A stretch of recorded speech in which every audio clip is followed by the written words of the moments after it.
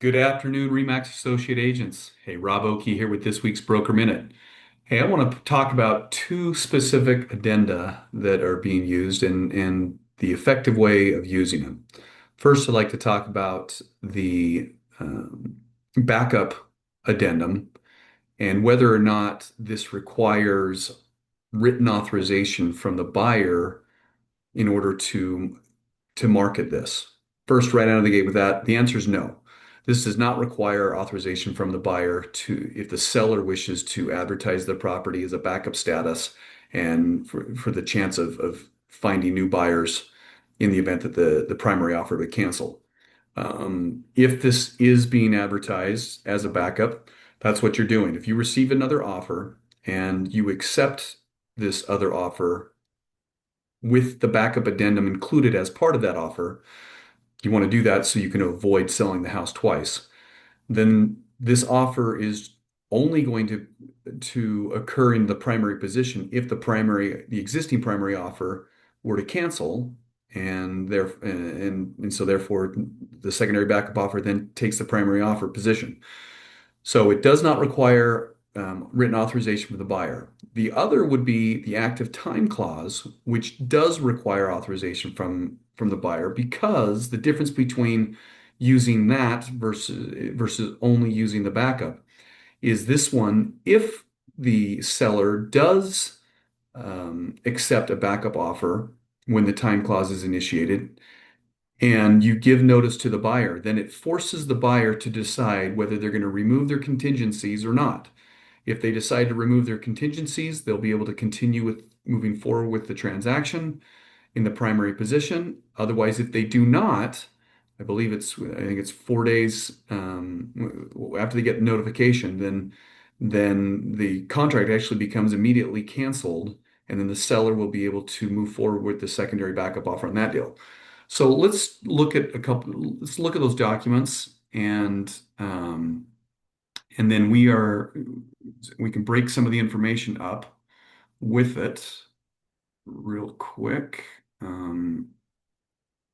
S- okay, sorry about this. Take a little bit of time. All right. So first off, let's look at the backup offer.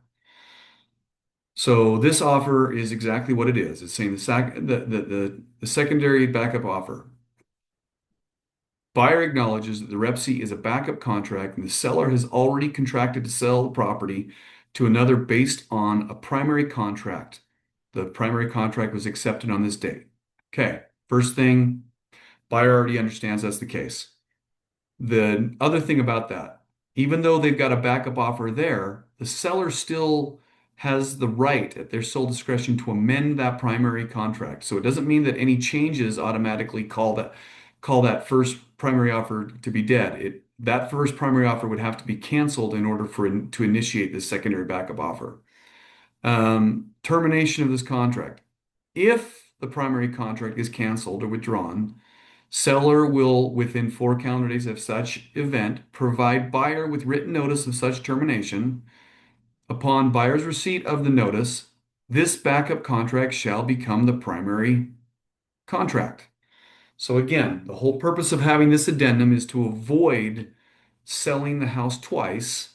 And so this backup offer understands that they're only going to be the primary offer once the initial primary offer has been canceled and they receive notice. Now we move to the option with a time clause. And now this addendum, this is the one that will require authorization from the buyer when they receive the offer. Now, this addendum is going to be used, and the backup addendum will also be used.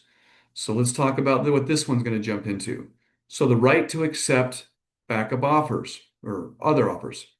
Buyer and seller agree that the seller may continue to offer the property for sale and to accept any backup offers. And the key part I want you to see here is accept.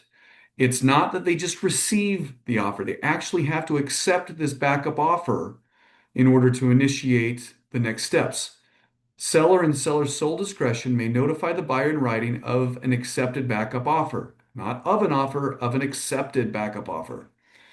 So buyer's right to move the conditions. If seller provides no written notice to the buyer, Buyer shall have whatever time frame you specify after the receipt of the seller's written notice to provide written notice to the seller or buyer's removal of buyer's removal of the following conditions. So the buyer needs to remove these conditions, either one or all of them, whatever is listed.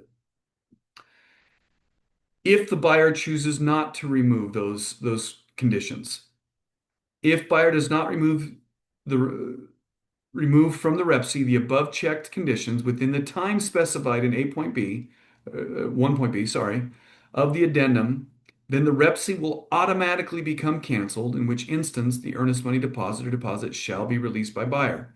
So if by the time frame, whatever time frame is specified here, sometimes using hours can help um, uh, determine a more accurate time for people. But either way, if by that deadline the conditions have not been removed, then this is automatically canceled, and then the seller can move forward with that backup offer. But the key thing I just wanted to specify here is the backup offer is what is being used. You want to use that to avoid putting the seller at risk of selling the property twice. So that's the first thing we want to accomplish. Second, if it's just the backup status is being done, it does not require written authorization from the buyer. But if the time clause is being used, that of course is part of the offer, and the backup addendum will also be used in that situation. So hopefully this um, answers some questions or eliminates some confusion that may have existed beforehand. But otherwise, feel free to reach out to me and happy to answer any questions that you may have. But hopefully you're having a great day and let's have even a better week. All right, talk to you later.